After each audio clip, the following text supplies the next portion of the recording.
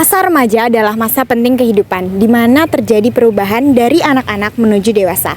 Pada masa ini, remaja mengalami banyak perubahan, seperti perubahan fisik, psikologis, sosial, dan biologis. Perubahan yang terjadi pada remaja diakibatkan karena mulai aktif dan berkembangnya fungsi organ reproduksi. Aktif dan berkembangnya fungsi organ reproduksi ditandai dengan datangnya menstruasi pada remaja putri dan mimpi basah pada remaja putra. Proses ini membuat remaja memiliki keingintahuan yang tinggi terhadap perilakunya.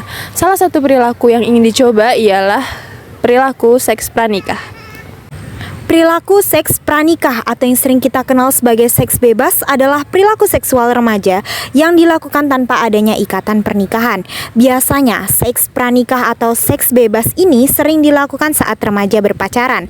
Perilaku ini merupakan akibat dari perkembangan biologi seseorang sehingga mendorong hasrat seksualnya. Ada beberapa faktor penyebab perilaku seks bebas, antaranya pengaruh media elektronik dan media cetak, pengaruh lingkungan, dan minimnya pendidikan moral agama. Dampak pada seks bebas tidak menyoal pada HIV saja, adapun masalah yang perlu dikhawatirkan seperti terjadinya kanker, kemudian kehamilan yang tidak diinginkan, hingga gangguan masalah pada kesehatan mental. Dampak pada seks bebas dapat terjadi secara emosional seperti depresi, rasanya kosong pada diri, kemudian adanya rasa tidak bahagia.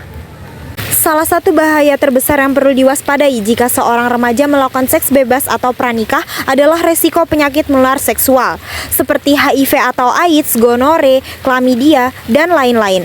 Sebab anak-anak mungkin belum memahami pentingnya penggunaan kontrasepsi seperti kondom untuk mencegah penyakit menular seksual.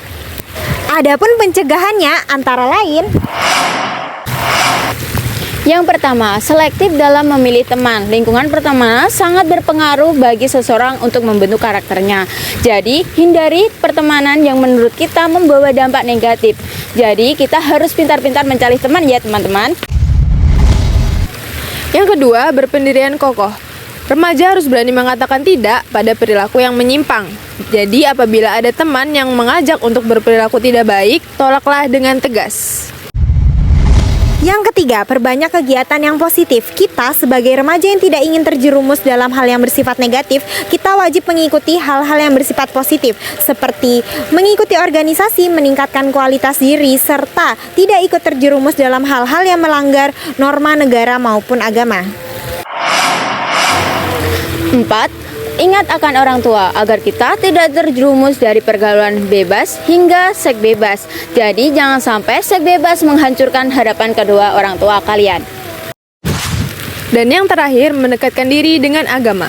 Semua agama mengajarkan umatnya untuk berbuat kebaikan dan menjauhi keburukan.